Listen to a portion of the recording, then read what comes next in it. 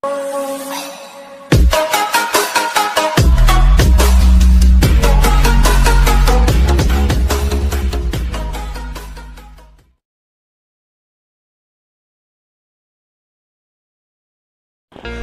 আমি কথা পাতিম বিখ্যাত ইলেক্ট্ৰনিক্সৰ নিৰ্মাতা ৱৰ্লপুল কোম্পানীৰ বিষয়ে। এইটো এটা ইণ্টাৰনেশ্যনেল কোম্পানী। এই কোম্পানীয়ে নিজৰ ঘৰত ব্যৱহাৰ কৰা সামগ্ৰীৰ বাবে বিশ্ববিখ্যাত। এই কোম্পানীৰ জন্ম 1911 চনত হয়, যেতিয়া লুইচ আপটন নামৰ এজন ব্যক্তিয়ে আপটন মেচিন কোম্পানী স্থাপন কৰে। তেওঁ এজন খুৰাকৰ সৈতে মিলি 100টাতকৈ অধিক ৱাচাৰ বনায় আৰু সেইবোৰ চিকাগোত ফেডাৰেল ইলেক্ট্ৰনিক্স কোম্পানীক বিক্ৰী কৰে। তাৰ পাছত লুইচ আপটনে এটা নিজৰ ব্যৱসায় আৰম্ভ কৰিবলৈ সক্ষম হৈ উঠিছিল। তাৰ পাছত তেওঁৰ ভায়েক ফ্ৰেডৰিক আপটনেও সেই ব্যৱসায়ত সোমায় আৰু বিভিন্ন মেচিন বনাবলৈ ধৰে। সেই কোম্পানীৰ ভাইচ প্ৰেছিডেণ্ট বনোৱা হয়। তাৰ পাছত কোম্পানীয়ে এডভাৰটাইজমেণ্ট কৰে আৰু সকলোৰে মাজত জনপ্ৰিয় হ'বলৈ ধৰে। 1914 চনত প্ৰথম বিশ্বযুদ্ধৰ সময়ত অন্য কোম্পানীৰ দৰে আপটন কোম্পানীও কামৰ অভাৱ পৰিলক্ষিত হৈছিল।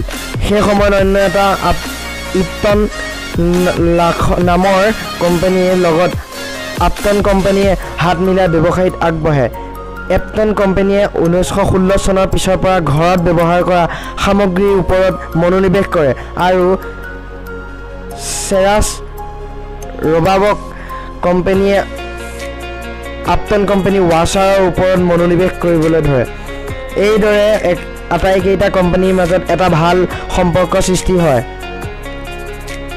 1929 চনত আপটন কোম্পানীয়ে 1900 ৱাচাৰ নামৰ এটা কোম্পানীৰ লগত মিলি 1900 কৰ্পৰেশ্যনৰ জন্ম দিয়ে। দুয়োটা কোম্পানীয়ে মিলি খুব কম দিনৰ ভিতৰতে পৃথিৱীৰ আটাইতকৈ ডাঙৰ ঘৰত বস্তু ব্যৱহাৰ নিৰ্মাতা হৈ পৰে। পাছলৈ 1941 চনত 1900 কোম্পানীয়ে সেনাৰ বাহিনীত ব্যৱহৃত বিভিন্ন বস্তু নিৰ্মাণ কৰে। তেওঁলোকৰ দ্বাৰা বনোৱা যুদ্ধত ব্যৱহৃত সামগ্ৰীবোৰ বহুত ভাল হোৱাৰ বাবে আমেৰিকাৰ নেভিয়ে তেওঁলোকক পুৰস্কৃতও কৰিছিল। 1949 চনত 1900 কোম্পানীয়ে প্ৰথমটো অট'মেটিক ড্ৰায়াৰ নিৰ্মাণ কৰে আৰু তাৰ পিছৰে পৰা গোটেই বিশ্বতে এই কোম্পানী প্ৰসিদ্ধ হৈ পৰে।